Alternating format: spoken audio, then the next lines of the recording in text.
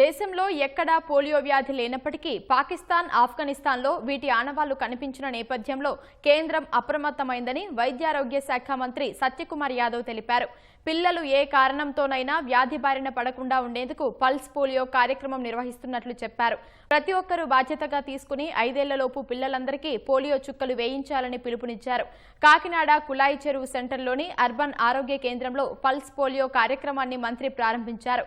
చిన్నారులకు health digital card survey నిర్వహిస్తున్నామని, పూర్తయిన అనంతరం అవసరమైన వారికి చికిత్స అందిస్తామని మంత్రి సత్యకుమార్ చెప్పారు. ఇక్కడ పోలియో లేనప్పుడు ఇప్పుడు మరి కొత్తగా చిన్నప్పటి నుంచి వేస్తూనే ఉన్నారు కదా పోలియో టీకాలు.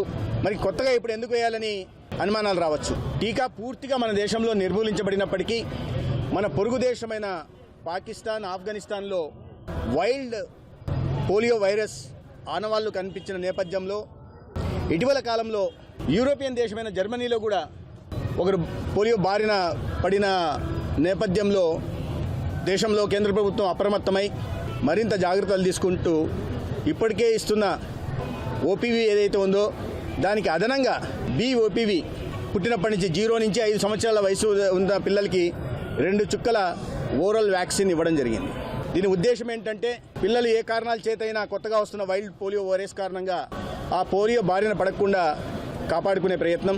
మన ముందున్న లక్ష్యం స్వర్ణాంధ్ర నిర్మాణం కానీ, వికసిత భారతం నిర్మాణం కానీ వారి భుజస్కంధాల ముందు భవిష్యత్తు వారిది, వారు నిర్మించాలి. కాబట్టి చిన్నపిల్లల ఆరోగ్య సంరక్షణ కోసం ఇప్పటికే ఆర్బీఎస్కే కింద 4 డిలేస్ అని ఉంటారు. డిసీజెస్ అట్ బర్త్ కానీ, డెఫిషియన్సీస్ కానీ, డెవలప్మెంటల్ డిలేస్ కానీ, ఇటువంటిది అంగన్వాడీ సెంటర్ నుంచి 12వ తరగతి చదువుతున్న ప్రభుత్వ కళాశాలలో చదువుతున్న అందరినీ కూడా గుర్తించి ఈ 4 డిలేస్కి వ్యాధుల్ని రాబోయే రోజుల్లో 4 డిలేస్ ఏవి ఉన్నాయో 44 వ్యాధులుగా రూపాంతరం చెందడానికి అవకాశం ఉంది.